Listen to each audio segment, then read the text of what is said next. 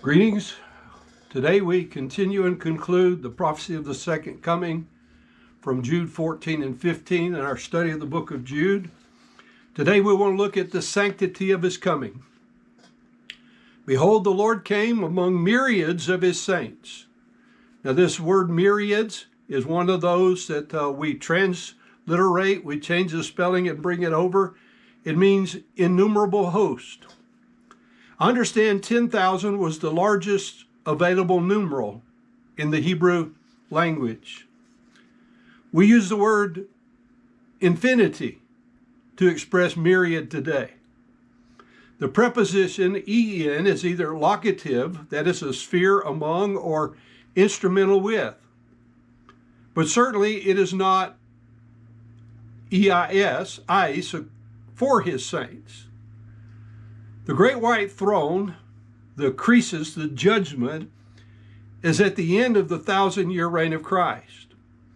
The battle of Gog and Magog follows it. The saints have been raptured 1,007 years previously. That's pre-tribulation. Having experienced the bema somewhere in the air, and having learned righteousness in the millennium, the 1,000 years of reign of Christ on earth. Enoch's prophecy, which has been echoed many times, brings joy to the heart of the saints, for we will come with him. But it should strike fear into the hearts of the unbelieving apostates, for he is coming to do, that is, execute judgment and convict them. How about it?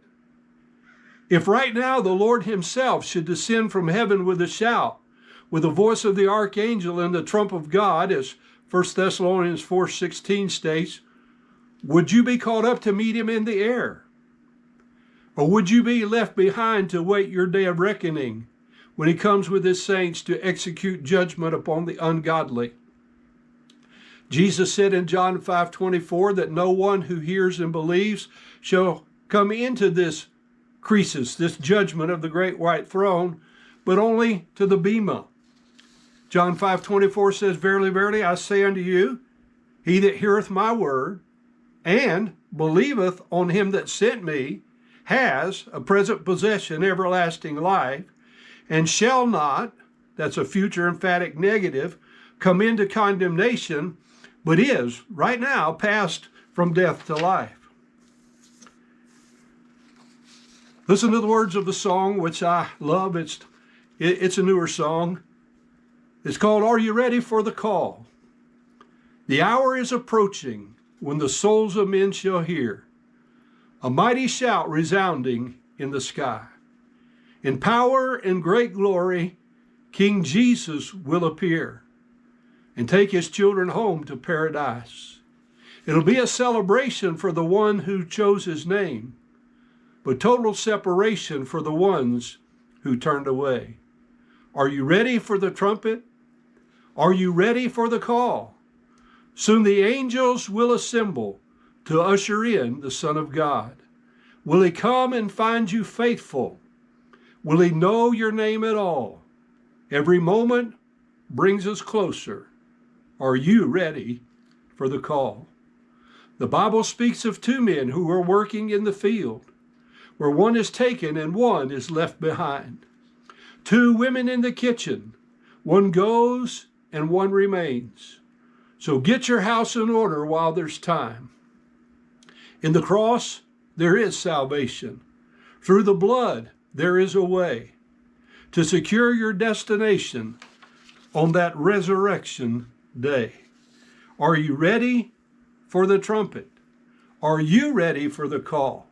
Soon the angels will assemble to usher in the Son of God. Will he come and find you faithful?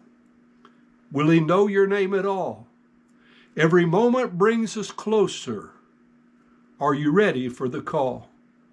There's an urgency to reach the world. We have no time to wait, for within the heart of mortal man, the burning question now is raised. Are you ready for the trumpet? Are you ready for the call?